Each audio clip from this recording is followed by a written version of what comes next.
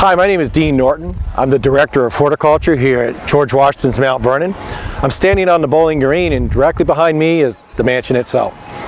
George Washington had a love of land and of nature, and when he re-landscaped Mount Vernon in 1785, he followed naturalistic design principles that mirrored the beauty of the surrounding forest and nature itself.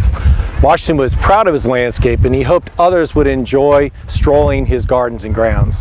Caring for a living landscape, whether it be in the 18th century or today, requires dedicated effort, in our case, financial support. Mount Vernon's horticultural budget is sound, and we can very nicely take care of annual anticipated expenditures, but we're dealing with plants and nature, and with that comes the unexpected, and at times requires quick and drastic action. So let me share a few of our horticultural concerns with you, and we're going to start from the ground up. So let's get started. I'm sitting here on the east lawn directly in front of the mansion, and this is grass.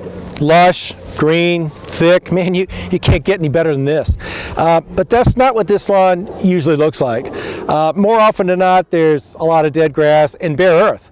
And the reason for that is that we welcome our visitors to walk, to stroll, to sit, to lie on this grass and just enjoy. Well, the worst enemy for grass is compaction. In a 1920s grounds report, the ladies write that we have one blade of grass still alive on the east lawn is amazing to them. And the reason that they said that was they had welcomed 266,000 guests that year. Well, we welcome over 1 million visitors annually. And I don't see it as 1 million people, I see it as 2 million feet. And that just means death to this lawn. Now typically we try to aerate and overseed, but there are times when it's so bad we just have to strip this area and resod, and that's exactly what we did early this spring. We don't like to do it, but sometimes we have no choice. So having additional money that we can tap when we need to do something this drastic would be really, really special. I'm in the upper garden at Mount Vernon. This was the second garden Washington created in 1762, and it was a garden that combined beauty with necessity. The necessary parts of gardening were the vegetables, and so the vegetables are planted in the center, but it's bordered by the flowers that surround the cultivated vegetables. Now, in a garden such as this, you would have always had an edging, and the edging was always English box. They liked it because of its dwarf habit of growth and because it could be pruned on a regular basis. Well, after a long research project, we restored this garden 4 years ago, and we needed to decide on boxwood to grow and plant as the edging. We can no longer plant English boxwood because we have a disease that kills it. So we decided upon a cultivar called Jensen. We tried it out, we planted it in a harsh environment, full sun, disease-rich environment, but it seemed to do fine until we took 5,000 cuttings and planted them out. Then they decided to die. So here we got a couple plants. They look pretty good, and then you got this one right here. Dead. I mean, you know, who would have figured that after all that practice, it started to die? But indeed, it has, and so we're going to replace everything. Well, that's going to cost several $1,000s, and it's one of those things that you can't predict, that we didn't budget for, and with funds that come from this YTT appeal, it would be tremendous to have that available to us to take care of the unexpected.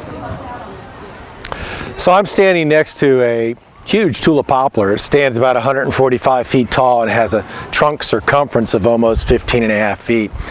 This is actually one of several trees on the Bowling Green that date back to George Washington's time.